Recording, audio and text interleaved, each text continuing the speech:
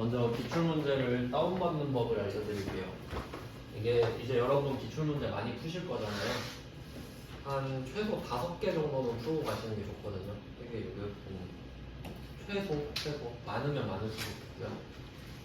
그러니까 근데 기출문제를 그때그때 받아야 돼요. 그러니까 받는 법을 잘 숙지를 해야 돼요. 물론 몇 번 하다 보면 익숙해지는데 지금 한 번도 안 해보셨잖아요. 그래서 받는 방법을 알려드리겠습니다. 일단은 공식적인 루트는 그 시험 접수했던 사이트 있죠. 근데 거기 가려면 로그인도 해야 되고 막 이렇게 저렇게 좀 복잡하니까 저는 이제 보통 그냥 네이버에 쳐요. 뭐 예를 들면 전산회계 1급 121회 기출문제 이런 식으로. 이게 제일 쉬운 방법이에요.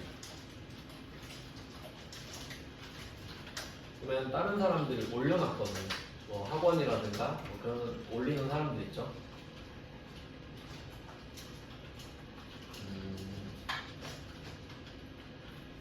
최근 거라 많이 안 올라왔나? 옛날 건 바로바로 뜨거든요.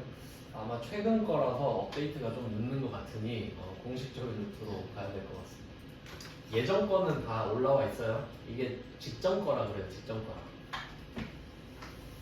그럼 공식적인 루트는 세무사회 자격시험이죠. 세무사회 자격시험.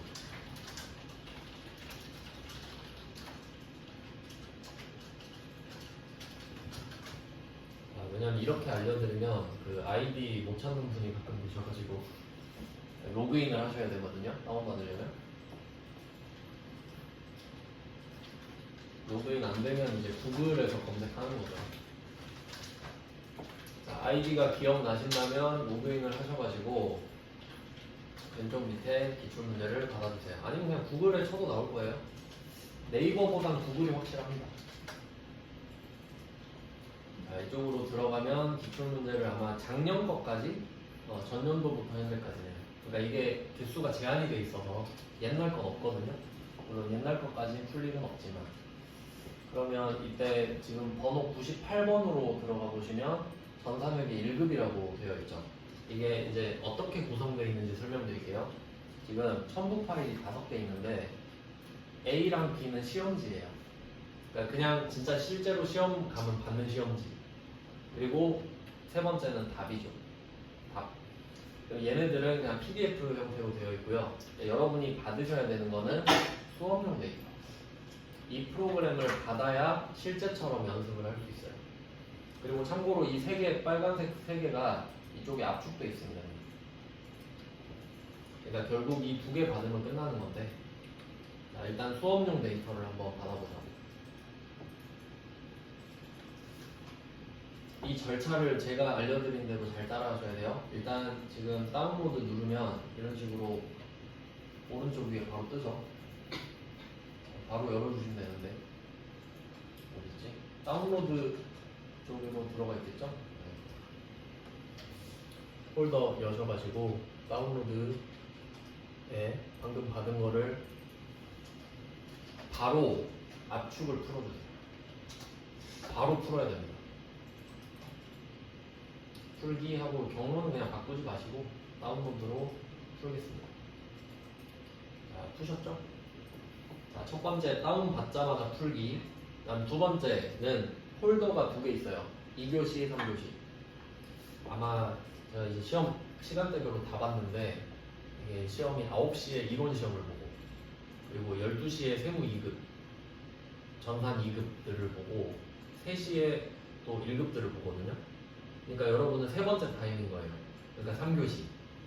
전산회계 1급은 3교시로 들어가야 돼요. 근데 이제 회차마다 번호를 써야 되는 게 다르거든요. 그러니까 루틴을 딱 이렇게 정할게요. 기출을 다운받아서 푸셨죠? 그러면 이 안에 기출문제 설치 파일이 딱 떠요. 여기서 바로 얘를 엽니다. 일단 열어놔요. 열어놓고 그 다음 다시 돌아와서 3교시를 열어요. 그리고 텍스. 그리고 혹시 K랩이 아까 그 파란색 K랩이 켜져 있으면 꺼야 들어가지거든요. 그럼 K랩 먼저 꺼놓고 그 다음에 텍스를 더블 클릭합니다. 설치를 해주세요. 이거 압축을 안 풀면 이 번호 회차가 안 떠요. 데이터가 없다는 소리거든요. 자, 여기까지 준비가 되셨나요? 그럼 회차마다 이렇게 세팅하시면 돼요. 그럼 아까 PDF 열어놓은 거 있죠? 여기에 보면은 임시 수험 번호가 있거든요. 감독관 확인 번호랑 얘를 보고 써주시면 됩니다. 일이 6개죠. 이 사이에 일이 6개. 수험 번호 쓰고 실제로는 거기 가서 여러분 수험 번호 쓰시면 돼요. 지금은 연습용이고 그 다음에 설치를 눌러주세요.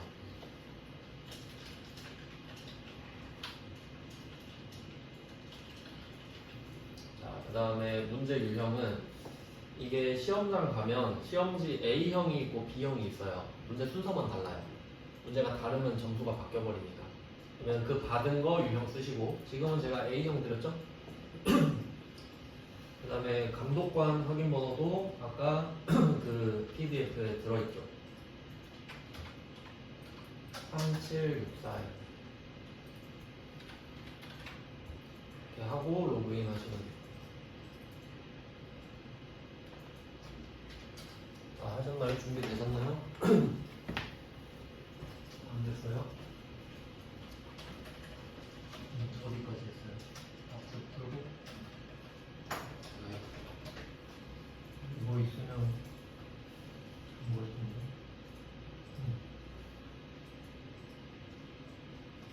이거를 한번 써봐요. 여기 6개. 이 쓰고, 이름 쓰고, 설치.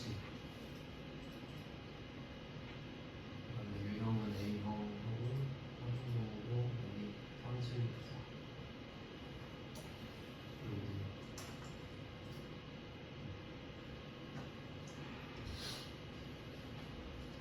압축 풀었어요? 왜 안 되지? 한번 해볼게요.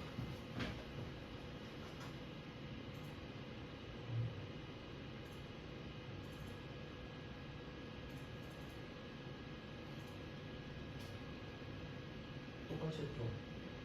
압축 풀었죠 진짜. 압축 안 풀면 안 되거든요. 한 번만 더 해요. 써봐요. 원래 여기 이거 6개 이름 쓰고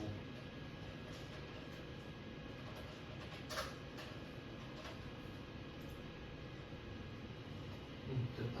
네, 이름하고 3764 이제 기출문제를 한 개 받을 때마다 여러분 이걸 해야 되거든요. 당연히 익숙해지시겠죠? 그래서 이렇게 준비를 하시면 되고요. 기출문제는 뭐 이렇게 종이 형태로 갖고 계셔도 푸시는 게 좋은데 내 거는 안 뽑았네. 네.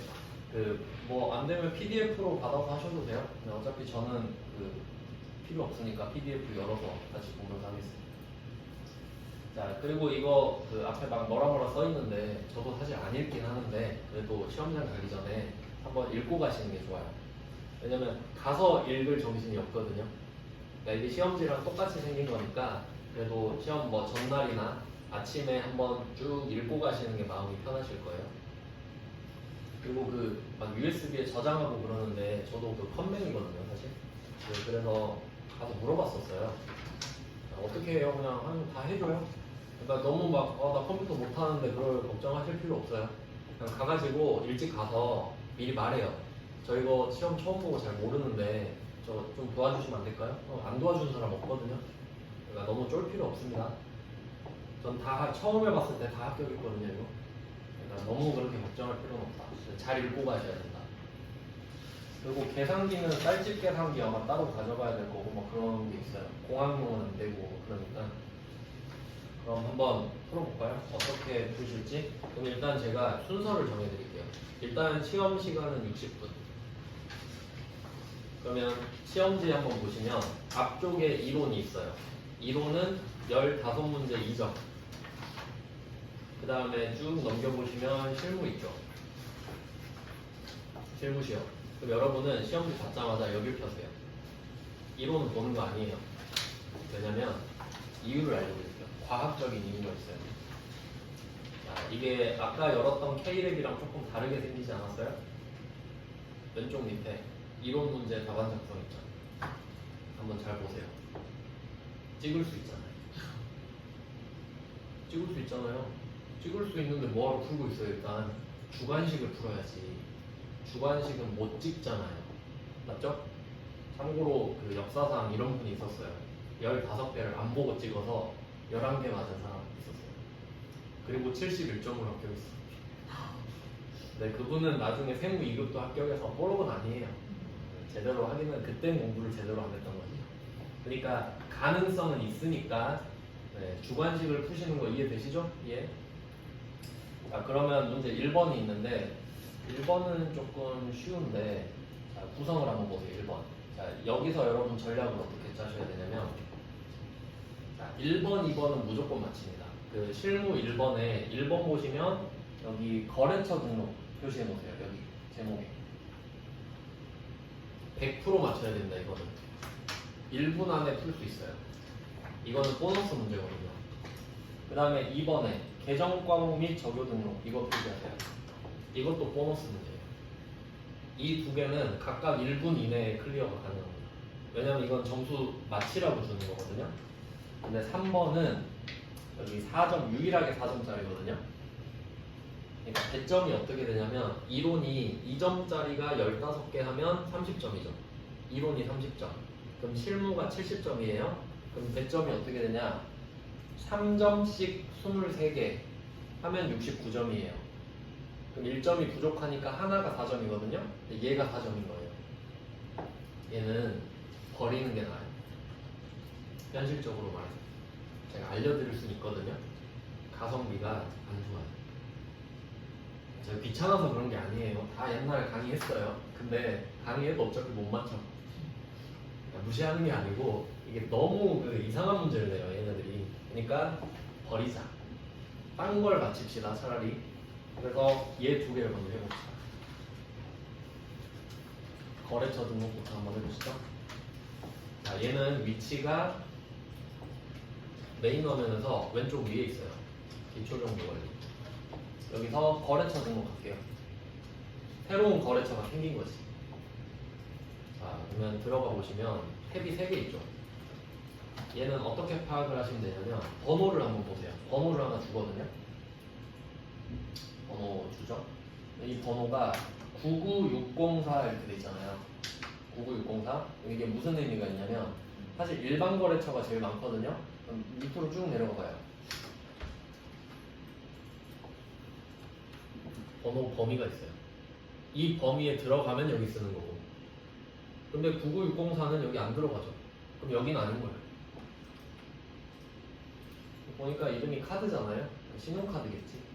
신용카드로 넘어가셔서 밑에 빈 칸이 있죠. 5번째 칸. 여기다 쓰세요. 99604. 자, 그리고 이제 받아쓰기를 하시면 돼요. 자, 실제로 거래처 입력하는 건데 뭐 어려운 게 있겠어요?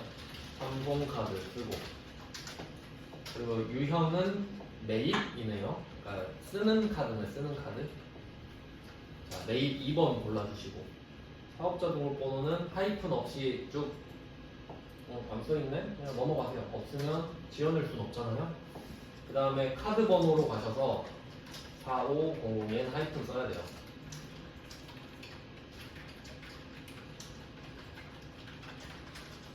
관리 차원이니까 당연히 내가 써놓는 게 좋죠. 전 지금 시험지가 없어서 좀 쓰기가 불편하네요. 근데 뭐 저는 자격증 있으니까 상관없는데 여러분 잘 쓰셔야 돼요. 저는 설명하느라 좀 틀릴 수도 있습니다. 자, 여기까지 쓰셨나요? 네, 마지막에 사업용 카드까지 골라주시면, 그러니까 여기 있는 거는 다 맞춰서 써야 된다고 생각하시면 돼요. 없으면 당연히 못 쓰죠. 그러면 지금 필요한 거 다 쓰셨나요? 지금 이 상태가 되어 있을 것 같은데, 그럼 그냥 X 누르면 돼요. 다 쓰셨죠? 끄세요. 끝. 3점. 보너스 문제 맞죠? 얘는 틀리면 안 돼요, 절대로. 이건 정말 변명의 여지가 없습니다. 자, 그 다음에 두 번째 문제 갈게요. 개정 과목 및 적요 등록. 개정 과목 및 적요 등록입니다. 여기서는 두 가지 패턴이 있는데 요새는 하나로 굳어진 것 같아요. 지금 코드 번호를 825번 이렇게 주고 있죠. 그러면 이 안쪽에 뭔가 복잡하게 있는데 왼쪽에 보면 숫자 줄이 있거든요. 거기서 숫자를 아무거나 한번 클릭해봐요. 아무거나. 그리고 여기 적혀있는 숫자를 한번 써보세요. 185였나? 825네. 네, 825 이렇게 써보세요. 825. 그럼 825로 날아가고. 그러면 이게 일단 답인데 얘는 개정 과목이 이미 있는 애잖아요. 그럼 여기서 오른쪽 화면으로 가세요. 오른쪽 화면으로. 왜 적요가 있어요. 적요. 위쪽이 현금 적요. 아래가 대체 적요. 대체 적요 써있죠? 대체 적요 5번으로 쓰세요. 5번. 3의 불량비.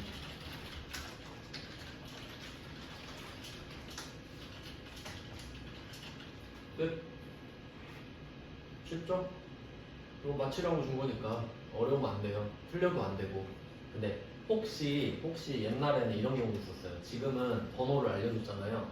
옛날에는 판매 관리비 교육훈련비인가? 뭐 이런 식으로 번호를 안 줄 때가 있었거든요. 그럼 그때는 어떻게 해야 되냐면 거의 주는데 혹시 안 되면 안쪽을 한번 클릭한 다음에 컨트롤 F 아시죠? 검색할 때 파인드 컨트롤 F에서 교육 훈련비를 찾는 수밖에 없죠. 번호를 안 알려주면 처음부터 볼 수는 없잖아요. 그러니까 컨트롤 F를 쓸 수도 있겠구나. 거의 쓸 일은 없지만 참고해 놓을게요. 그래서 800번이 나올 때까지 넘기면 되겠죠. 뭐 그렇게 찾는 방법도 있습니다. 이 두 개는 목표 반드시 1분 안 걸려야 돼요. 한 문제당. 시간 낭비하면 안 돼요, 여기서. 그리고 3번은 쿨하게 안 알려드리겠습니다. 그래야 여러분이 시험장에서 손도 안 댈 테니까. 왜냐면 이거 괜히 건들다가 막 5분 쓰고 시험 떨어지는 분들 있단 말이에요. 그럴까봐 그냥 안 하겠습니다. 예. 자, 그러면 6점을 여러분이 확보를 했단 말이죠. 이제 기분이 좋잖아요. 자, 그러면 이제 순서는 어떻게 정하시면 되냐면 방금 그 실무 1번은 쉬우니까 먼저 하셔도 돼. 오히려 마음이 편할 수 있거든요. 근데 뒤에 하셔도 돼요. 그건 이제 자기 마음이에요. 그 다음 이제 점표가 메인인데, 자, 문제 2번 한번 보세요. 2번에 일반 점표 입력서 있죠. 이거 6문제 나와요. 그럼 여러분은 이거를 시험지에다가 다 적어 놓으셔야 돼요, 답을. 근데 제가 그 나눠드린 답에 막 밑에 자산 플러스 부채 플러스 이런 거 써 있잖아요. 그건 당연히 안 써도 되죠. 개정 과목이랑 금액이랑 거래처만 쓰시는 거예요, 여러분은. 그리고 그 숫자 예쁘게 안 쓰면 잘못 쓰는 경우 되게 많으니까 숫자도 또박또박 잘 쓰도록 하시고요. 그러니까 뭐 이런 경우는 좀 괜찮은 것 같아요. 만약에 100만을 쓸 때 이런 경우는 좀 많이 있는데 실제로 이 정도는 괜찮은 것 같아요. 100만 이렇게 쓰는 분 꽤 있거든요. 시험 볼 땐 괜찮지. 시험 볼 때. 실무에서는 이렇게 쓰면 안 되지만 그러니까 자기 방법을 잘 찾으세요. 폰말을 잘 쓰셔야 돼요. 폰말. 그리고 얘를 쭉 다 써놓습니다. 그 다음에 문제 3번도 한번 볼게요. 자, 문제 3번을 보시면 메인 매출 점표 이렇게 써있죠. 이것도 6문제. 그러니까 한번 계산을 해보세요. 지금 일반 점표 6개를 풀어야겠다. 메인 매출 점표 6개를 풀어야겠다. 12문제예요. 그리고 4번으로 한번 넘어가 볼게요. 4번은 정정입니다. 한 번씩 말씀드렸죠. 이미 붕괴가 되어 있어요. 네, 고쳐라. 네, 결국 새로 하는 거랑 똑같아요. 네, 이제 손이 많이 갈 때는 기존에 있던 걸 삭제할 수도 있었죠. F5번으로. 근데 결국 얘도 점표 문제 아닙니까? 그럼 지금 점표 14문제 얘까지. 자, 이제 밑으로 또 가요. 문제 5번. 자, 문제 5번은 결산입니다. 결산은 12월 31일 거 일반 점표거든요. 그러니까 결국 일반 점표지. 근데 조금 쉬운 문제가 나오면 자동 결산 이런 게 나오고요. 그래서 결론은 얘도 일반 전표예요. 그러면 지금 전표가 17문제 맞죠? 그러면 이 시험은 전표 시험이네요. 공개만 잘하면 돼요. 자, 그 다음에 마지막 문제 6번 조회 방금 한 거. 얘부터 해볼까요? 방금 했으니까. 그러니까 1번, 6번은 중간에 있는 2, 3, 4, 5랑 느낌이 달라요.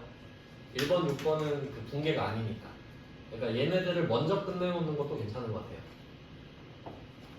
자, 그러면 1번, 6번을 먼저 하는 걸로 하죠. 순서를 정해놓는 것도 굉장히 중요해요. 시험 볼 때.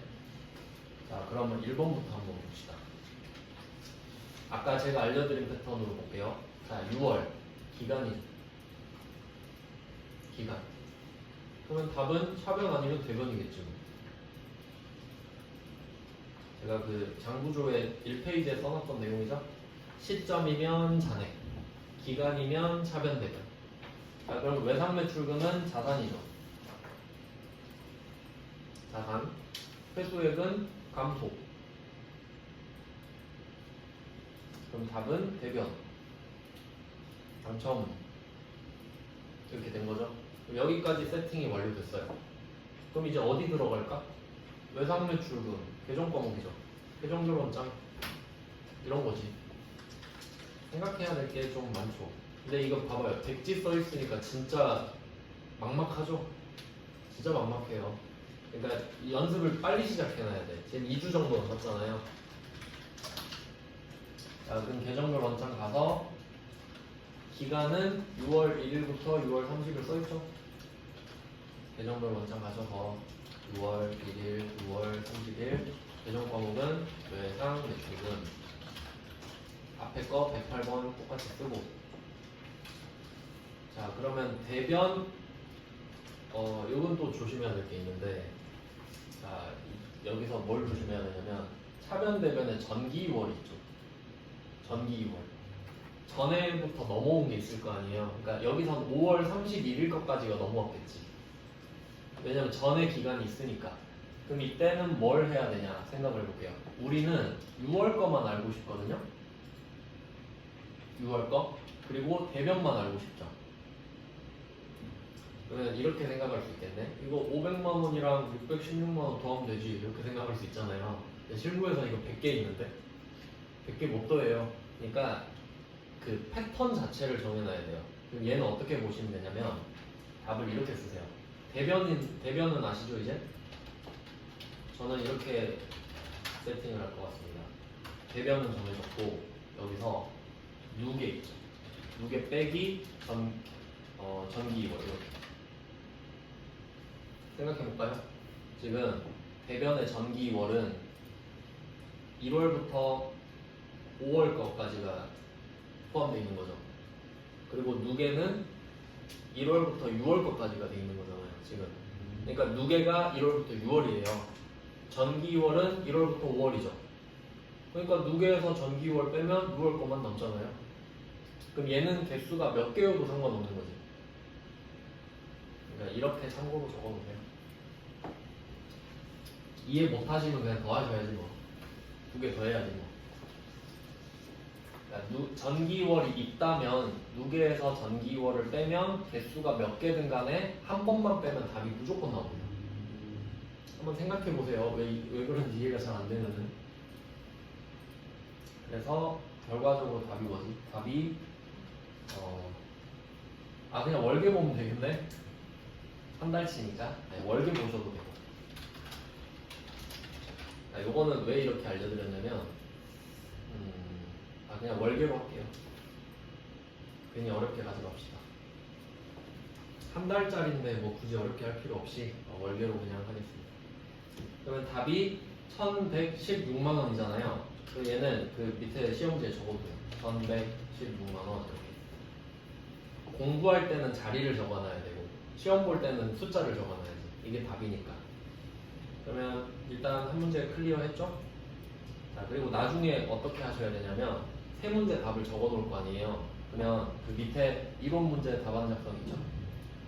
여기 보면 이렇게 있는 거예요. 세 칸. 그럼 종이에 적어 놓은 걸 보고 옮기면 되는 거예요. 마지막에 한 방에 하는 게 좋겠죠? 그때그때 하면 시간이 오래 걸리니까. 자, 그럼 2번 볼게요. 2번 문제를 봅시다. 6월 말 메이처 금호철물 상사의 외상 매입금 잔액. 일단 거래처가 눈에 띄네요. 거래처 원장. 거래처니까 거래처 원장.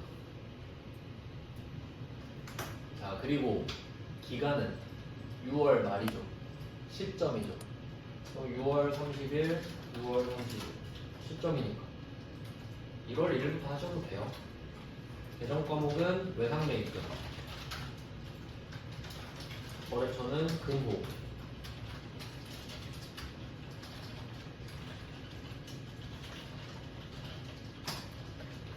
그리고 안 따져본 이유는 뭐냐면 시점은 잔액으로 답이 정해져 있다고 그랬죠?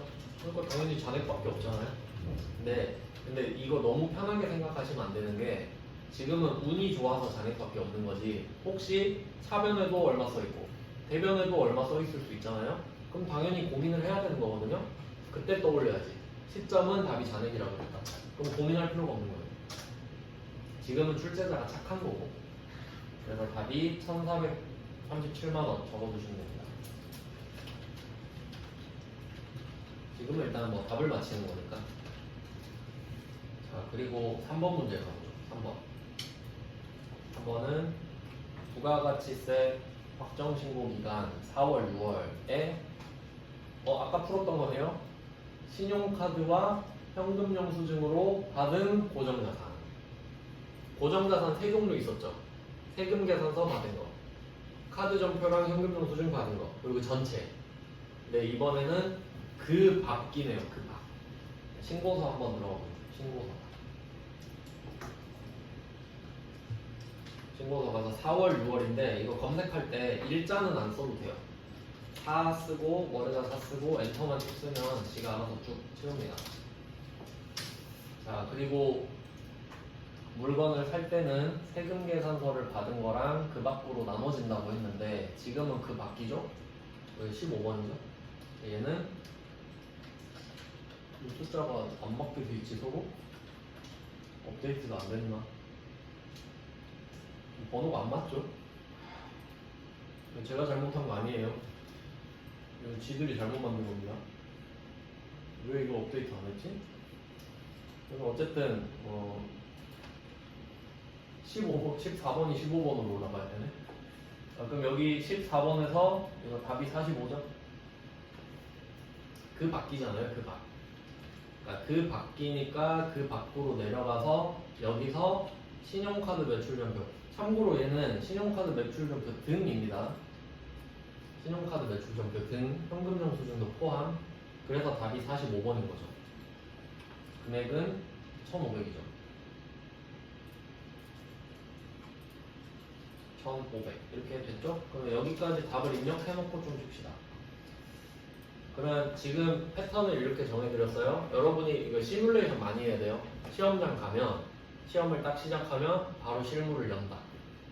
그리고 1번 문제 두 문제를 푼다. 됐죠? 그리고 바로 6번 푼다. 시험지에 3개 적어놨죠? 그러면 바로 이론 문제 답안 작성을 열어요. 다른 창을 다 꺼야 될 거예요. 이거 열려면. 자, 그리고 3개 쓰세요. 1,116만원, 1,437만원, 1,500만원. 그리고 닫기. 일단 이걸 먼저 합시다. 시험장 가면 1번, 6번 먼저 하기. 그리고 나서 이제 2번, 3번, 4번, 5번은 종이에다 쫙 풀기. 됐죠? 일단 이렇게 정해놓고 좀 쉬다가 이제 나머지 문제를 또 풀어봅시다. 미리 지금 보고 계셔도 좀 좋겠죠?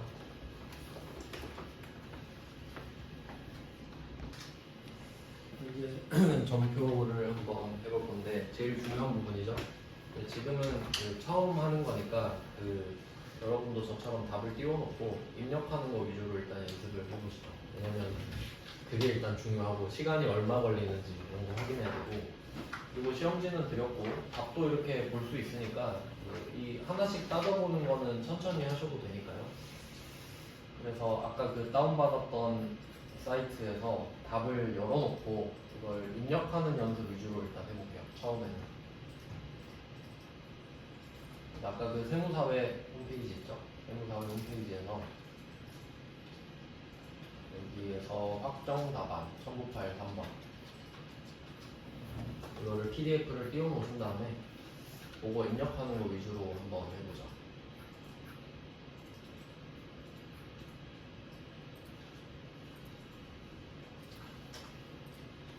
그리고 처음에는 그 너무 답답하니까 그냥 답 보고 이제 풀고 뭐 이렇게 하셔도 되고요. 처음에 한두 번은 뭐 한 세 번째부터는 안 보고 풀기 이런 거 시도해 보시는 거고.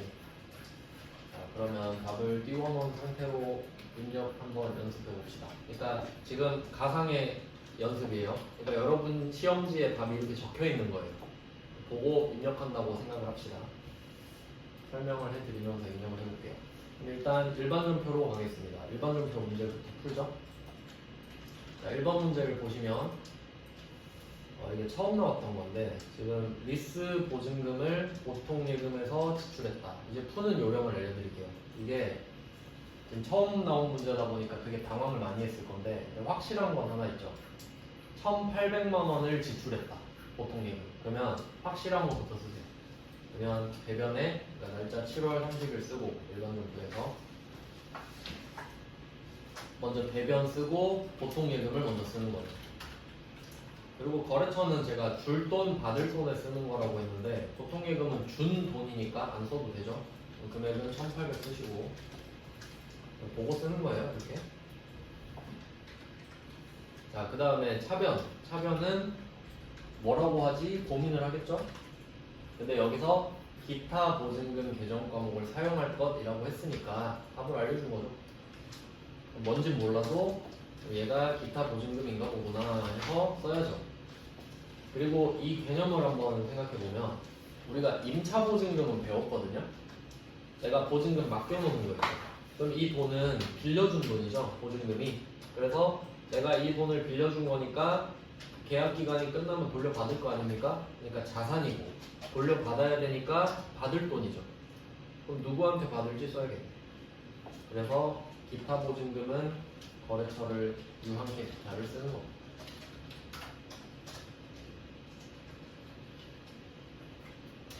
지금은 일단 쓰는 거에 집중하시고 이유도 이제 설명을 해드리니까 그런 거 좀 떠올리시면서 보면 될 것 같아요. 그 다음에 2번 문제로 가겠습니다. 1번은 주류는 아니에요. 처음 냈던 문제입니다. 근데 그냥 답을 알류로 쓰니까 풀 수는 있어야 된다. 2번. 이건 아주 중요하죠. 외화 문제입니다. 자, 외화는 뭐 크게 두 가지가 있는데 12월 31일에 평가하는 문제가 나올 수 있고요. 평가하면 차변, 대변 하나씩밖에 안 나와요. 그리고 이름이 외화 환산 이렇게 빠지네요. 근데 지금 이 문제는 12월 31일이 아니죠. 그러니까 이렇게 생각하세요. 외화가 나오면 12월 31일이면 답이 두 개가 나온다. 차변, 대변 하나씩. 근데 얘는 12월 31일이 아니죠? 그럼 세 개가 나온다. 이 정도로 왁구를 잡아놓으시면 일단 편하죠. 일단은. 자, 그러면 얘는 조금 복잡하죠. 바로바로 안 떠오르거든요. 제가 루틴을 알려드릴게요. 이제 하나씩 기억하셔야 돼요. 자, 어떻게 문제를 풀 거냐면 일단 오늘 외상매출금부터 한번 찾아볼까? 자, 일단 호주 허니사의 외상매출금이라 했으니까 얘부터 찾아봅시다. 그러면 $10,000가 있죠.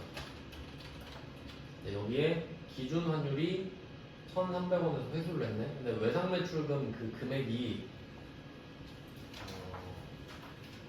기준 환율 1,300원 써 있으니까 여기다 곱하기 이렇게 됐겠네요.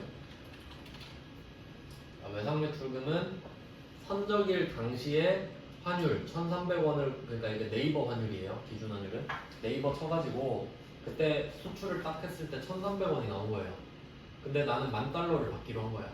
그럼 둘이 곱해가지고 나 1,300 정도 받겠구나 라고 시작했겠죠. 그래서 외상매출금은 1,300만 원이었어요. 처음에 적어놨을 때. 근데 오늘 돈 받는 날 요거예요. 그러면 보통예금으로 받았어요. 보통예금은 당연히 $10,000 받죠. 근데 오늘 환율이 1350. 원래 기준 환율 쓰면 안 되는데 외화로 받았다면 되겠다. 자, 오늘 받은 돈은 1350원이죠. 오늘 환율이 1350원이니까 이게 받은 돈 아니겠습니까? 각각 구해야 돼요. 그러니까 외화로 거래가 끝났을 때는 두 개를 각각 구해야 됩니다. 왜냐면 둘 다 써야 되니까. 얘는 1350 이렇게 된 거죠. 그래서 이게 써 있는 거예요. 이 두 개가. 이해되셨죠? 여기까지? 그러면 우리 입장에서는 아까 그 장부조회 때도 했잖아요. 외상 매출금을 회수하면 외상 매출금이 줄어든다고. 그러니까 대변으로 빠지는 거죠. 지금은 입력 위주로 이해 안 되면 이제 천천히 찾아보셔야 됩니다. 날짜는 8월 19일로 가서 저는 대변을 먼저 쓸 것 같습니다. 대변에 외상 매출금 거래처는 허니 받을 돈입니다. 외상 매출금 허니 적고 금액은 1,300이죠. 그때 당시에 1,300이라고 적었으니까. 자, 그리고 받은 돈은 차변에 보통예금을 적습니다. 얘는 받은 돈이니까 거래처 안 쓰고요. 1,350이 되겠죠. 이 두 개만 찾으면 당연히 금액이 안 맞으니까 지금 딱 차액이 생기죠. 오른쪽이 빈단 말이죠. 근데 얘는 외화로 거래가 끝났기 때문에 외환 차익이 되는 거예요. 평가 때는 외화 환산 이익이었을 텐데 그래서 지금 대변이 비니까 대변의 외환 차익. 그러니까 이제 한번 생각해 보세요. 지금 처음 푸느라 뭐 설명도 해드리고 입력하면서 하는데 시험장에서 한 문제 풀고 입력하고 한 문제 풀고 입력하고 그러면 속도가 엄청 안 나요. 그러니까 쭉 풀어놓고 쭉 입력하고 마음 같아서 쫙 입력만 하고 싶은데 처음이니까. 그래서 2번은 이렇게 푸시면 되고 이건 연습 많이 하셔야 되죠. 자, 그 다음에 3번, 2번은 빈출입니다. 빈출. 그 다음에 3번으로 갈게요. 3번은 보너스 문제네요. 이거 아마 오랜만에 나온 걸로 알고 있는데 제가 설명으로 드리긴 했었어요. 그 법인세 이야기하면서 내가 개인한테 돈 주면서 원천징수할 때는 예수금, 내가 삥 뜯긴 거 있죠. 세금 내기 싫은데도 낸 거, 그건 선납세금. 그러니까 12월 31일이 돼야 난 법인세가 얼마인지 궁금하다 그랬죠. 근데 그 전에 낸 세금들은 그냥 선납세금이야. 그래서 두 가지 있다 그랬죠. 법인세 중간예납, 이거 당연히 7월부터 8월 사이에 내니까 12월 31일 전이죠. 그럼 이것도 선납세금. 그리고 내가 이자 받을 때도 은행이 원천징수 해가죠. 그것도 선납세금. 얘는 뭐 답은 간단해요. 그래서 이때 자산으로 처리할 것 이 말은 필요 없죠. 선납세금이 자산이니까. 그래서 8월 30일 가셔서 차변에 선납세금. 그냥 배정 과목 아는지 물어보는 문제죠. 차변에 선납세금, 대변에 보통예금. 3번은 아주 쉬운 문제입니다. 자, 4번 갈게요. 4번 뭐 맨날 나오는 문제입니다. 2번도 중요하고 4번도 중요하고 중요한 것들은 따로 또 표시하시고요. 신경 써서 보셔야 되니까. 4번은 맨날 나옵니다. 맨날. 자, 그러면 4번은 뭘 표시할지 한번 볼게요. 4번은 단기, 시세, 차익, 목적. 단기 매매 증권이네요. 단기 매매 증권이구나. 75,000원에 1000주를 샀다. 7,500만원 나왔죠. 수수료는 112,2,500원. 얘는 그냥 뭐 다 보고 쓰니까. 자, 날짜는 10월 5일. 차변에 단기 매매 증권을 먼저 씁니다. 단기 매매 증권은 배정 과목이 하나밖에 없죠. 제가 계속 강조했던 거, 이제 보여드릴 수 있겠네. 자, 매도 가능 증권 두 개 있죠? 매도 가능 증권은 두 개죠? 그래서 제가 맨날 큰 숫자 썼던 거 기억하세요? 큰 숫자. 별일 없으면 큰 숫자. 단기 매매 증권은 한 개밖에 없다. 그러니까 단기 매매 증권은 설명 안 했잖아요, 제가. 차변에 7,500 쓰고 이거는 받은 주식이니까 안 쓰고요. 그다음에 차변에 900번 수수료 기억하세요? 수수료 비용 치면 수수료 비용 치면 6개 나와요. 그러니까 제가 맨날 900 썼죠. 여기다가 11만 2,500원. 그리고 제가 비용에는 거래처 안 쓴다고 그랬죠.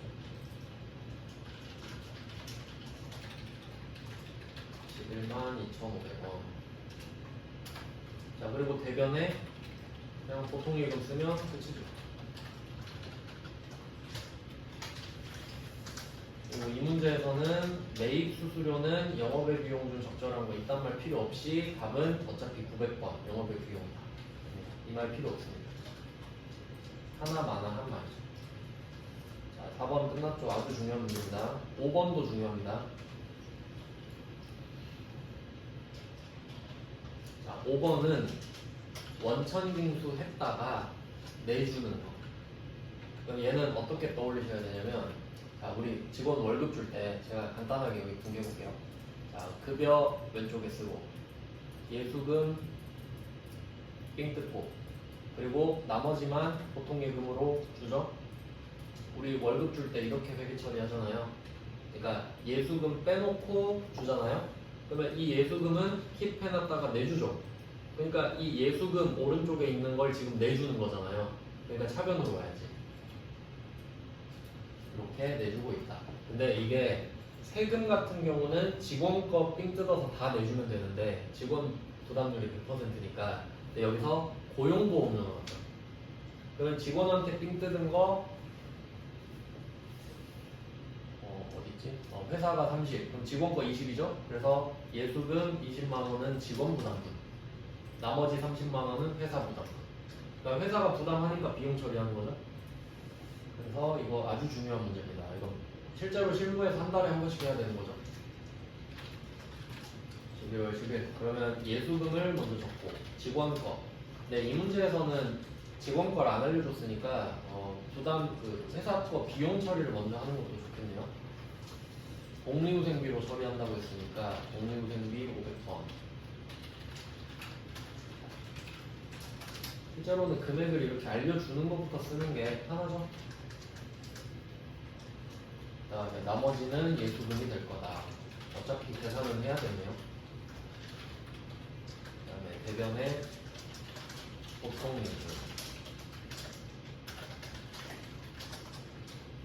예수금은 직원 부담분, 회사 부담분은 비용 처리. 그때그때 이름이 다릅니다. 지금은 복리후생비로. 생산부서니까 500번. 자, 이것도 중요해요. 그러니까 지금 2번, 4번, 5번이 중요합니다. 6번도 중요하네요. 6번. 결국 지금 중요하다고 하는 건 잘 나오는 것들이거든요. 그럼 지금 6문제 중에 4문제는 역시 내던 걸 냈어요. 날짜는 12월 2일이고 얘는 키워드가 대손 처리네요.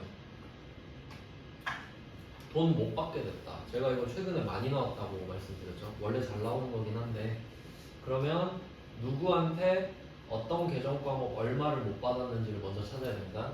지금 금호전자한테 외상 매출금 1,500을 못 받게 됐네요. 그럼 이 자산이 없어졌으니까 대변으로 빼야 돼요. 그래서 1순위는 대변에 못 받은 돈을 없앤다. 외상 매출금 금호전자 1,500을 대변으로 일단 빼요. 그리고 대손 충당금이 얼마인지 봐야 되거든요. 자, 여기는 이 문제는 긴장감이 없죠. 대손 충당금 잔액 1,000만 원 말해줬죠. 근데 이게 이렇게 나올 수 있어요. 알아서 조회하시오. 이렇게 나올 수 있거든요. 그러면 이거 이렇게 나올 수도 있으니까 한번 보여드릴게요. 답 입력하는 거는 안 어렵잖아요. 보고 쓰는 거는. 그럼 혹시 알아서 하세요. 이렇게 문제 내요. 그러면 연습해 봅시다. 이런 게 공부가 되는 거예요. 답 보고 쓰는 건 누구나 하잖아요. 자, 계정별 원장 가볼까요? 계정별 원장 맞죠? 이 날짜가 12월 2일이죠. 12월 2일, 12월 2일 두 번 썼죠? 대전 과목은 외상 매출금 거 대손 충당금이죠? 109번이죠. 109번 첫 번째 거.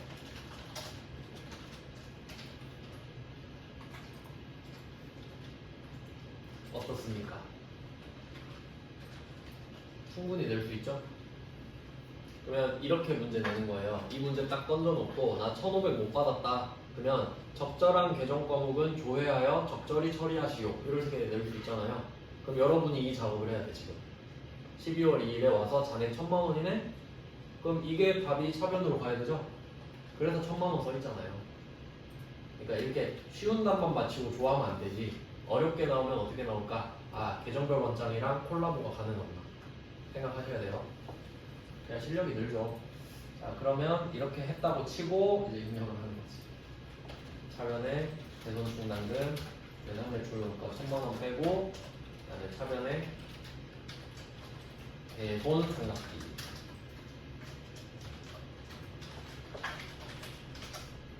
그리고 아까 그 장부조회 할 때 보여드렸었잖아요. 이게 혹시 미수금이면 대손 충당금이 미수금으로 바뀌죠.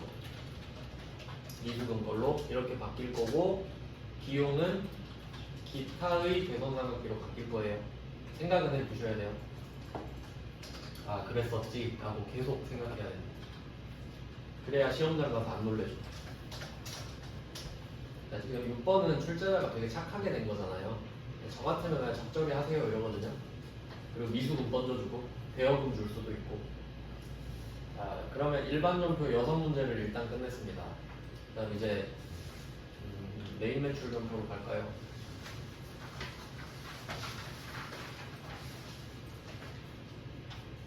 실제로 메인 매출 전표가 공부하기 더 편해요.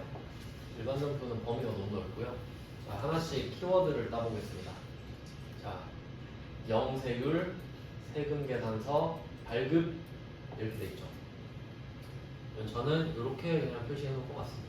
영세율, 세금 계산서를 발급했네. 그럼 매출 영세죠? 매출 영세구나. 그리고 금액은 전부 어음이니까 그냥 뭐 제품 매출하고 받으러 써놓으면 되겠죠.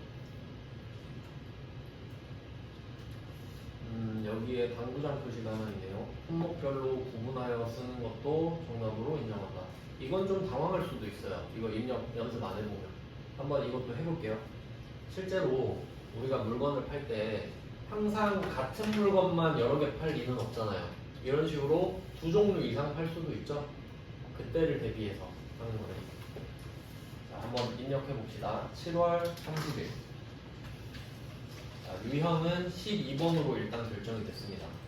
영세율 세금 계산서를 잘 발행했으니까 품목은 자 여기서인데 자 품목 있죠. 원래 여기다가 잡을 적었었잖아요. 여기서 위에 보면 F7 복수 거래가 있어요. 말 그대로 복수를 거래하잖아요. 대형 TV랑 청소년 로고. 복수 거래 한번 눌러보시면 아래로 내려가죠. 여기다 한번 써볼게요. 첫 번째는 그냥 대형 TV 그냥 쓸게요. 어차피 둘 다 제품이긴 한데. 자, 규격은 규격 써있는 거 처음 보네. 규격대 수량 10 단가 300. 자, 엔터 쳐서 넘어갑니다. 2번으로 가세요. 청소용 로봇 S 10 200입니다.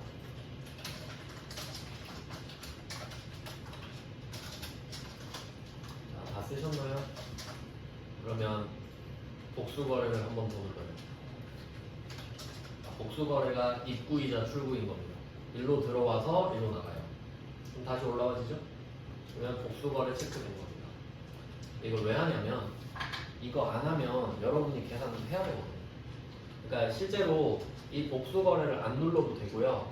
이렇게 써도 돼요. 그냥 제품 매출 5,000 이렇게 써도 돼요. 그러니까 이렇게 해도 되고 그냥 여기 여러분이 계산해서 5,000 써도 됩니다. 그러니까 그냥 알아만 두세요. 복수거래는 안 하셔도 돼요. 난 기억 못하겠다 하면 5,000 쓰시면 돼요. 자, 거래처는 이제 거래처가 다 있겠죠. 바다무역. 그러니까 이런 것들은 표시만 해놓으면 되죠. 동그라미 같은 거. 거래처랑 뭐 이런 전자 같은 것들. 자, 그리고 전자는 당연히 전자니까 1번. 영세율 부분은 F2번 해서 자, 영세율 쪽은 3번에 내국 신용장 공여인거가 항상 같이 나오니까 3번을 골라주시고 원래 서류 번호가 있어야 되는데 안 알려주면 그냥 엔터 써서 넘어가야겠죠. 자, 공개는 혼합 갑니다. 답이 받으러움이니까 이번엔 뭐 제품 매출은 냅두시면 되고 밑으로 바로 내려서 차변 그 다음에 받으러움. 받으러움인 이유는 제품 매출에 대한 약속어음을 받았으니까 받으러움입니다. 아주 간단하죠. 영세율은 보통 어렵지가 않아요. 자, 이제 2번 갑니다. 2번 이것도 제가 강조했던 거 아니겠습니까? 2번 문제 제품 판매 운반비 800번 운반비죠? 자, 근데 유형은 현금 영수증을 수취했다. 자, 현금 영수증을 수취했다. 이 부분은 부가세가 있고 현금 영수증을 수취했으니까 매입 현과. 매입 현과 정도로 적어놓으면 되겠죠. 그리고 800번 운반비 이 정도네요. 현금 지출했고. 자, 입력은 8월 1일. 유형은 61번 현과. 품목은 8 운반비. 그리고 카과, 현과, 건별 기억나시죠? 카과, 현과, 건별은 부가가치세가 포함된 금액을 적는다. 11만원. 네, 혹시 깜빡했다면 금액을 다시 바꿔주시면 돼요. 10만원, 1만원. 거래처는 달려라 운수. 그러니까 이런 것들은 잘 표시 그러니까 따로 적어놓을 필요는 없고 동그라미 정도 쳐놓으면 되겠죠. 그리고 전자랑 현금영수증이랑 카드는 전자 표시가 안 되고요. 공개는 1번 하시고 원재료를 800번 운반비로 보고 바꾸면 되겠네요. 엄청 중요한 문제죠. 이거 매출 운반비.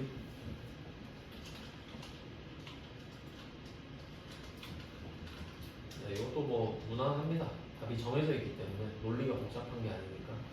그 다음에 3번 볼게요. 3번은 세금 계산서 수취했다. 세금 계산서를 수취했고 하려고 원재료를 샀다네요.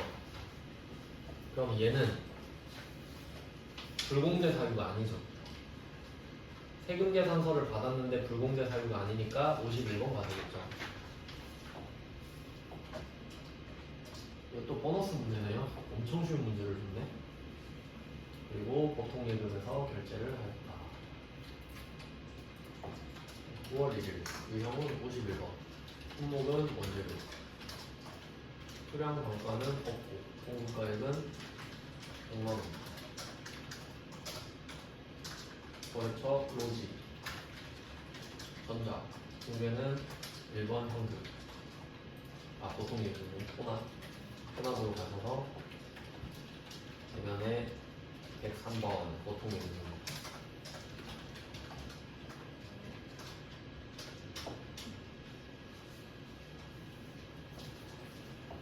문제가 엄청 어려운 문제는 잘 안 나오죠. 지금 굉장히 무난합니다. 4번으로 갈게요. 자, 4번 문제는 생산부 가족 모임 야외 행사 기념품이네요. 복리후생비죠. 복리후생비를 카드로 결제를 했군요. 부가가치세가 있고 카드로 결제했다. 세금 계산서는 따로 안 받았으니까 그냥 57번 카바로 빼면 되겠죠. 카바.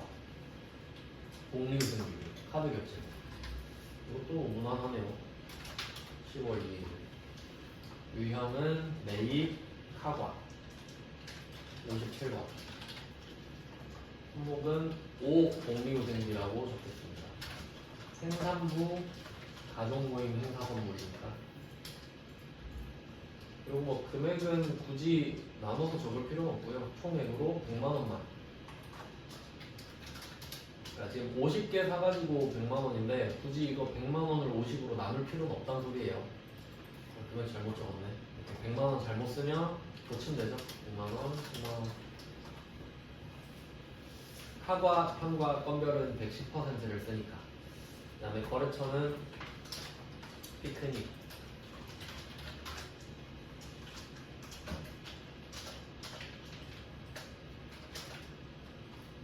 자, 카드사를 골라야 됩니다. 카과를 골랐기 때문에. 여기서는 국민카드. 그러니까 이런 것들은 잘 보이게 표시를 좀 해두시면 좋겠죠? 적는 건 좀 시간 아까우니까 이런 식으로만 표시할 것 같아요.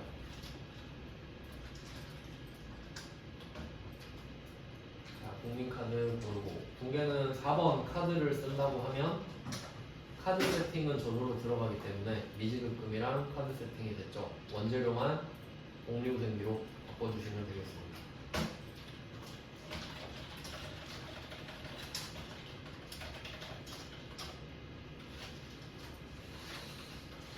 자, 네, 끝났고요. 이제 5번. 개인 소비자한테 물건을 팔고 현금 영수증을 발급했다. 발급할 때는 소득공제용 뭐 이런 거 필요 없죠. 이거 처음 나왔던 건데. 자, 여기서는 상품권입니다. 대금은 기존의 당사가 발행한 상품권으로 전액 수취하였다. 얘는 무슨 말이냐면 그 예전에 상품권을 판 적이 있어요. 상품권을 300만 원짜리를 팔았다고 칩시다. 예를 들면 뭐 이런 붕괴를 했겠죠. 차변에 현금 300 쓰고 대변에 선수금을 이렇게 써놨을 겁니다. 왜냐면 그 백화점 입장에서 상품권을 생각해 보시면 백화점이 상품권을 팔면 돈은 들어오죠. 근데 물건은 안 줬잖아요. 그럼 이건 그냥 돈만 먼저 받았다 이게 맞아요. 그러니까 백화점은 상품권을 팔 때마다 선수금으로 적어놓지. 그리고 나중에 그 상품권이 누군가 들고 올 거 아니에요. 그럼 그거 갖고 물건 갖고 갈 거 아닙니까? 그럼 그때는 돈을 못 받지만 물건을 팔죠. 그러니까 그때는 선수금이 없어지면서 제품 매출이 찍히는 거죠. 이거 처음 나왔던 건데 말 문제는 좀 많이 나왔었거든요. 그래서 결론은 계약금이랑 똑같은 붕괴가 되는 거예요. 계약금이랑 똑같은 붕괴. 그리고 개인한테 한 거니까 거래처는 없고요. 개인은 거래처 자체가 안 된다 그랬죠. 그러니까 한 번 오고 많은 손님이니까. 그리고 또 여기서 중요한 게 있는데 계약금일 때는 선수금에 거래처 적었죠. 누구한테 계약금을 받았는지를 알고 있잖아요. 근데 백화점 입장에서 상품권 파는 거 생각해봐요. A한테 내가 상품권 팔았어요. 근데 나중에 반드시 A가 오나요? 주로 상품권은 선물 주죠. 그럼 A가 B한테 선물 줬어. 그럼 B가 상품권 들고 올 수도 있죠. 그럼 내가 여기 A 적어놔서 뭐해? 그렇죠? 상품권은 거래처에 의미가 없죠. 파악이 안 돼. 그러니까 금액만 파악하면 되겠죠. 백화점 입장에서는. 그래서 선수금의 거래처가 없는 것도 포인트예요. 일부러 못 적게 이름을 안 알려준 거예요. 그래서 알려주면 적어버릴까.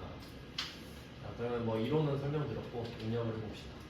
11월 10일 유형은 현금 영수증을 발급했고 부가세가 붙어있으니까 부가세 포함 현금 영수증 발급이니까 매출 현과죠. 매출 현과. 요새는 현과 카바를 좀 많이 내네요. 자, 품목은 제품 매출이고 현과 카바 건별은 부가세 합친 금액 330쓰고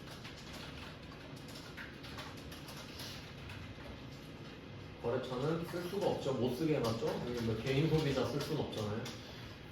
개인은 비사업자는 원래 안 쓴다 그랬죠. 자, 그 다음에 분괴는 혼합가해죠. 선수금으로 바꿔야 되니까. 그냥 매출은 항상 대변이 정리가 됐으니까 차변을 해주시면 돼요. 그러니까 매출은 차변을 쓴다 생각하시면 되고 매입은 대변을 쓴다 생각하시면 돼요. 자, 차변으로 가셔서 선수금으로 바꿔줍니다.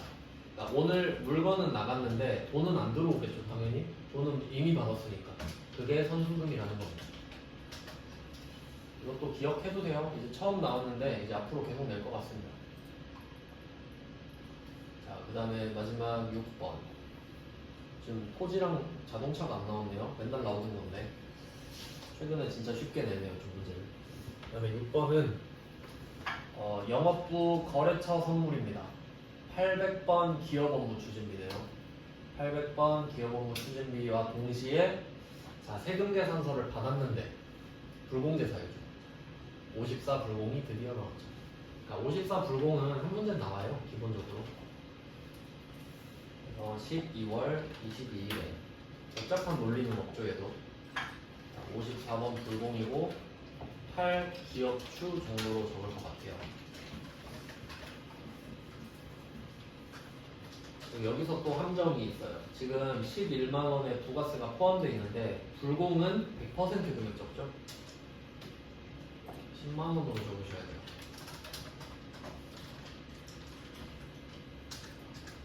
자, 거래처는 해피. 전자로 받았고요. 공개는 혼합으로 가야겠죠. 불공제 사유 골라주시고요. 불공제 사유는 4번의 기업 업무 추진비입니다. 공개는 혼합. 가서 원재료를 기업 업무 추진비로 바꾸고 주변에 보통예금으로 바꿉니다. 전반적으로 그냥 무난하네요, 진짜. 뭐 킬러 문제도 없고 뭐 엄청 이상한 문제도 없고. 자, 이렇게 하면 여러분이 지금 12문제 풀었습니다. 왜냐면 이제 입력하는 것 자체도 시간이 오래 걸리니까 쉽게 내는 것 같아요, 요새. 그다음에 4번 한번 가보시죠. 4번. 4번은 고치는 겁니다. 고치는 거. 어느 점표에서 나올지 몰라요. 그러니까 답이 이미 적혀 있는 거거든요. 근데 얘는 별로 어려워할 필요가 없는 게 복잡하게 생각하지 마시고 이렇게 생각하면 돼요. 그러니까 이미 붕괴가 적혀 있는데 그걸 찾긴 찾아야 되잖아요. 근데 그래봤자 점표가 2개밖에 없잖아요. 그러면 모르면 둘 다 들어가 보면 되죠. 그게 더 빠릅니다. 그러니까 복잡하게 생각할 필요는 없어요. 자, 그러면 4번에 1번 볼게요. 세금과 공과판으로 회계 처리한 금액은 일기 확정 신고 기간에 대한 부가가치세를 보통예금으로 출금하여 납부한 거래인 것으로 밝혀졌다. 이거 좀 어렵네. 자, 회사는 6월 30일 부가가치세 관련한 회계 처리를 적법하게 수행했다. 이건 조금 생각해야 되거든요. 설명을 좀 해드릴게요. 자, 부가가치세 정리를 제가 3개월마다 한다고 말씀드렸죠. 근데 그래서 여기서 6월 30일 이야기하는 거예요. 분기 말마다 부가세 정리했을 테니까. 근데 이때 6월 30일에 부가세를 정리했을 때 2가지 있다고 배웠죠. 미지급 세금이 나올 수도 있고 미수금이 나올 수도 있잖아요. 근데 여기서 세금과 공과로 회계 처리했다 그러죠. 그럼 얘는 일반 점표에 썼을 거거든요. 세금엔 부가세가 따로 또 안 붙으니까. 그러면 이거를 일단 보는 게 좋긴 해요. 그러면 일반 점표로 가서 7월 25일을 한번 가봅시다. 좀 파악을 해놓는 거죠. 이게 지금 잘못됐거든요. 그러면 여기서 포인트는 뭐냐면 대변의 보통예금이 있죠. 그럼 돈을 낸 거 아닙니까? 그러면 뭔가 착각했다고 하더라도 부가가치세도 내는 상황일 거예요. 그러니까 지금 결론이 뭐냐면 부가가치세를 납부하고 있는데 세금과 공과로 한 거예요. 지금 회계 아예 모르는 애가 부가가치세네 세금이네 이러고 낸 거지. 근데 우리는 알고 있죠. 부가가치세를 내고 있다면 미지급 세금이었겠지. 미지급 세금으로 갈아놨으니까 그러니까 6월 말에 정리해놓고 다음 달 25일까지 납부를 하잖아요. 그러니까 지금 납부를 하고 있다는 소리는 미지급 세금이란 소리죠. 근데 혹시 보통예금이 오늘 들어왔어. 그럼 미수금이었겠죠. 그거 물어보는 거거든요. 그러니까 좀 어려운 문제지, 이 문제는. 근데 여기선 이렇게 해봐야 돼요. 대변의 보통예금이 픽스도 있다. 내가 돈을 내고 있다. 그러니까 차변은 미지급 세금이다. 이렇게 가는 게 빠른 접근이에요. 그래서 결론은 이 차변에 817번 있잖아요. 요게 잘못된 거니까 817번 클릭해서 F2번 누르고 미지급 세금으로 바꿔라 이 말이죠. 그러니까 굉장히 좀 어려운 문제가 볼 수 있겠네요. 이거. 근데 시험장에서 이게 생각이 딱 안 나잖아요. 일단 넘어가줘요. 마지막에 푸시거나 마지막에 풀었는데도 모르겠어. 그냥 버리고 이론 문제 한 번 읽는 게 나아요. 차라리. 한 번 안 보이면 내가 못 푸는 문제라고 보는 게 맞아요. 두 번 봐도 안 보이거든 그러면. 실제로 저도 많이 겪어봤어요. 한 번 틀면 계속 틀려요. 그래서 이건 조금 어려운 문제니까 생각을 좀 해보셔야 됩니다. 지금은 이제 입력 위주니까 그런데. 그 다음에 2번. 이거는 쉽다. 2번. 본사 관리부서에 일용직 인건비로 5만 원을 지출했대요. 근데 생산직으로 착각했대요. 일반 점표에 썼대. 답까지 알려줬네. 그럼 8월 1일 갑니다. 이건 진짜 쉽다. 이거는 여기에다가 이렇게 하나 끊어 놓으시면 되겠네. 현금 지급한 것을 이렇게 딱 끊으면 왼쪽이 팩트고 왼쪽이 진짜죠? true. 오른쪽이 거짓말이죠. false. 그러니까 지금 500번이 잘못됐다는 소리죠. 그러니까 500번 써 있잖아요. 그럼 이거 800번으로만 바꿔주시면 되죠. 일용직은 잡급이 맞으니까 507 클릭해서 F2 해서 잡급 800번으로만 바꿔주면 끝나죠. 보너스 문제죠. 자, 이런 문제가 뒤에서 기다리고 있는데 4번에 1번에서 시간 잡혀 있으면 안 돼요. 읽고 무슨 말인지 모르겠으면 한두 문제는 버릴 줄도 아셔야 돼요. 그것도 실력입니다. 저도 잘 안 되긴 하는데 미련을 좀 잘 버려야 돼요. 자, 이게 수정 문제입니다. 이번 회차는 일반 점수 수정으로 무난하게 나왔고요. 자, 이제 문제 5번 가보겠습니다. 이게 마지막이죠? 자, 문제 5번은 지금은 안 나왔는데 실제로 시험장 가면 이 작업을 하셔야 돼요. 이게 결산은 두 가지가 있거든요. 여러분이 직접 분계를 치는 거, 그러니까 일반 점포 하듯이 그게 수동 분계라 그래요. 걔는 그냥 하던 대로 일반 점표에서 12월 31일자로 하시면 돼. 그러니까 일반 점표 문제랑 똑같은 거지. 근데 얘가 있어요. 예외적으로 이 오른쪽 위에 보면 결산 자료 입력이라는 거 있거든요. 얘는 자동 결산이에요.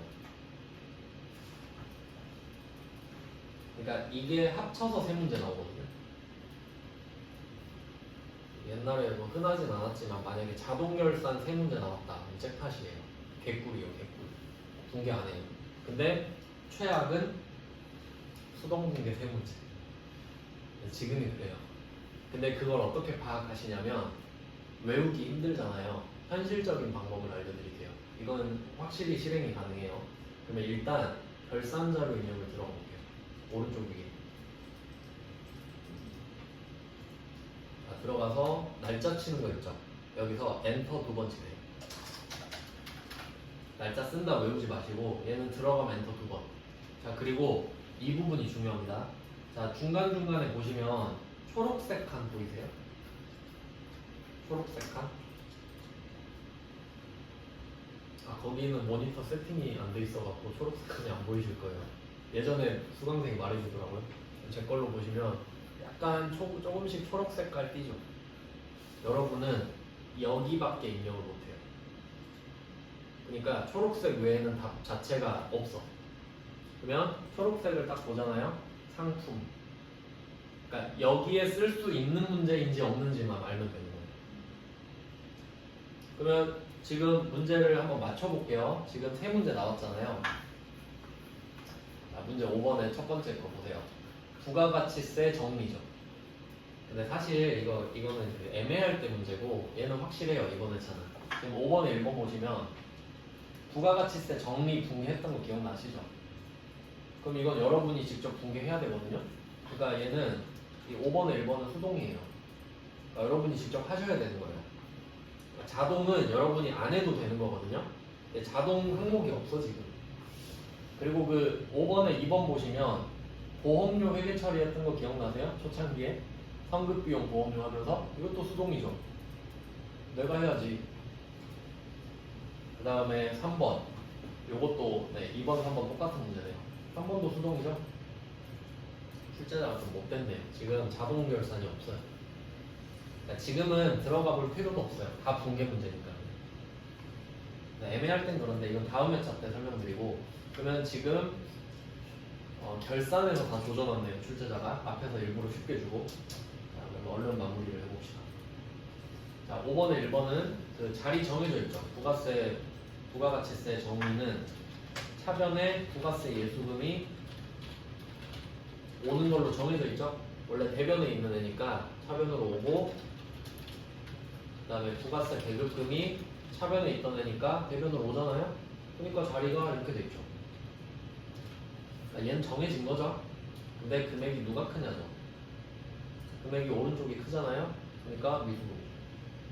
내가 낸 게 더 많아. 돌려받아야죠.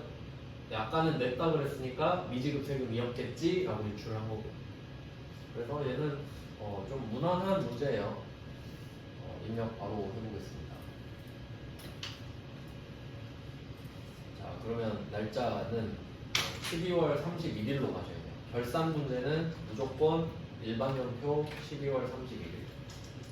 그러면 차변은 부가세 예수금으로 정해져 있고, 금액도 알려줬죠? 2,400. 대변은 부가세 계급금 3,500. 역시 자리가 정해져 있고,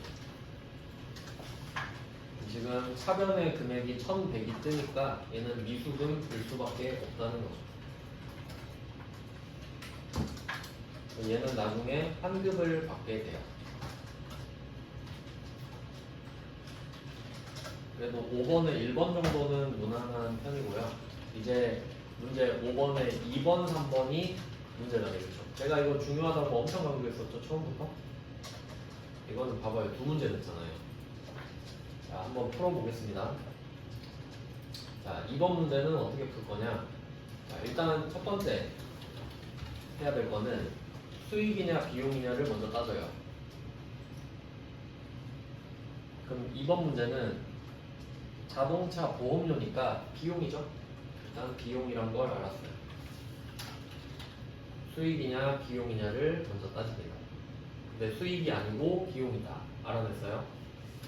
자, 두 번째. 선불이냐 후불이냐.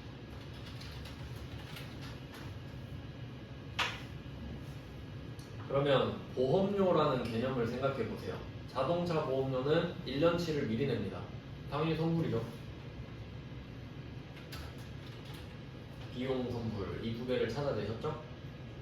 자, 그리고 이름을 찾아내세요. 비용인데 먼저 줬다. 선급 비용 찾아야 돼요, 여러분이. 비용인데 먼저 줬으니까 선급 비용이지. 미지급 비용은 아닐 거 아니에요. 선불이니까. 그래서 선급 비용 찾았어. 그리고 보험료니까 800번 보험료 이것도 미리 찾아놔. 두 개 찾아놨죠? 자, 이제 금액만 찾으시면 돼요. 자, 금액을 찾읍시다. 자, 그러면 보험료가 계산하기 좋게 딱 120을 줬거든요. 한 달에 10만원 꼴이죠. 자, 그리고 얘는 이게 좀 어렵네, 이 문제. 처음에 4월 1일이 첫날이잖아요, 지금. 4월 1일에 보험료로 회계 처리했대요. 이거 보여드릴게요. 이거는 한 번에 안 떠올라. 복습 좀 하셔야 된다.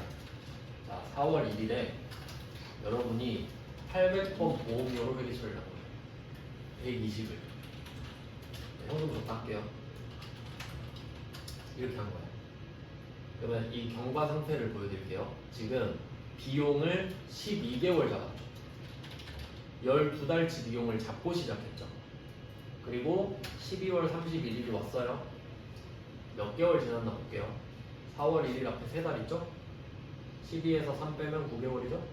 9개월 지났죠. 그럼 여러분은 9개월치를 쓴 거예요, 보험료를. 그러니까 비용을 9개월치만 인식해야지. 맞죠? 9개월밖에 안 지났잖아요. 그럼 9개월치 비용 처리해야 되는 거 맞죠? 9개월 썼으니까. 근데 처음에 몇 개월 잡고 시작했어요?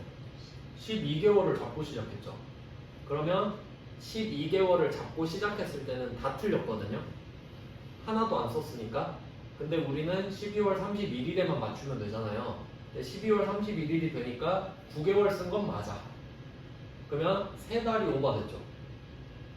3달은 안 썼는데 비용으로 잡혀 있잖아요. 그러니까 이 보험료 잡은 것 중에 3달을 빠꾸시켜야지. 안 썼는데 비용 처리했잖아요. 그럼 그게 10만 원씩 3달치죠.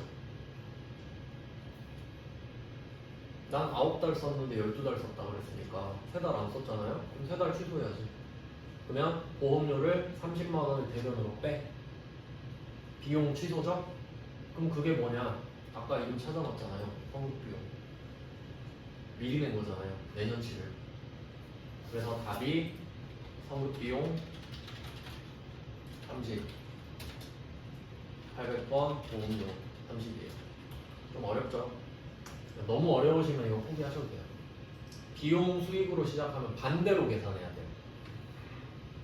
그러니까 쉽게 생각하면 이 처음에 비용으로 시작했잖아요. 잘못 시작한 거거든요.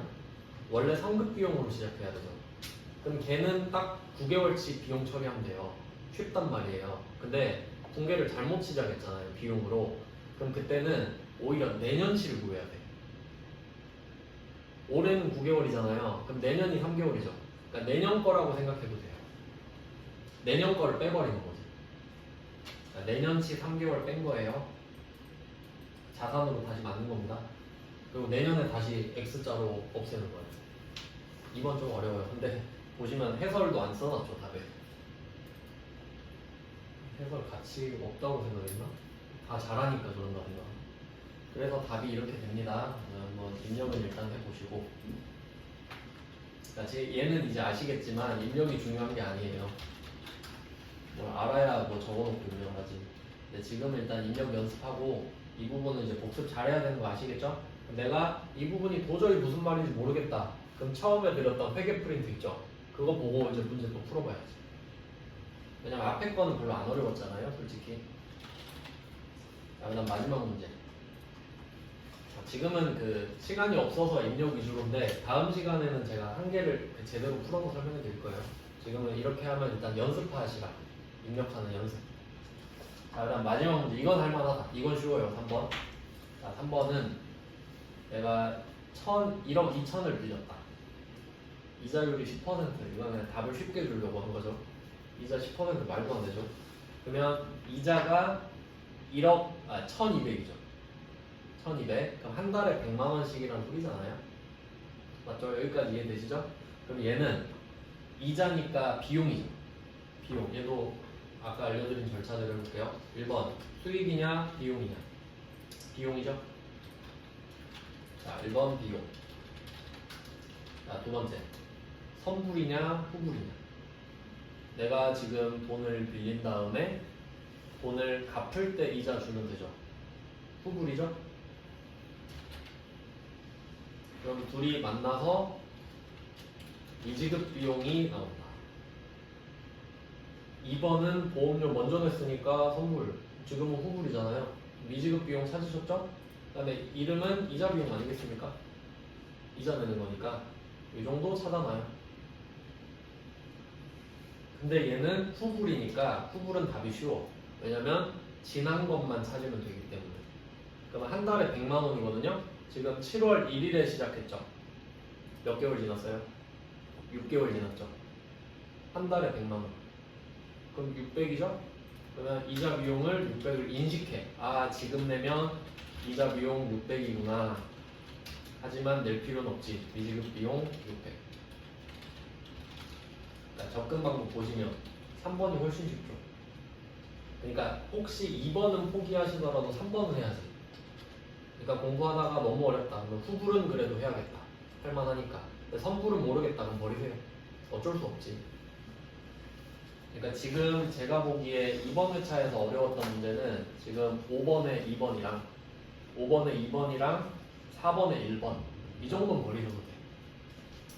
이 정도 어쩔 수 없이. 나머지는 안 어렵죠? 나머지는 어려우면 안 돼요. 이런 느낌으로 푸시면 된다. 그리고 이론은 지금 시간이 없어서 못 보여드리는데 다음 시간에는 한 회차를 좀 천천히 해볼게요. 지금은 이 상태로, 그러니까 지금 연습하고 싶으시면은 기출문제 이렇게 받아가지고 답 보고 연습해요. 일단 입력 연습. 그리고 이제 이론 공부를 따로 또 하면 되지.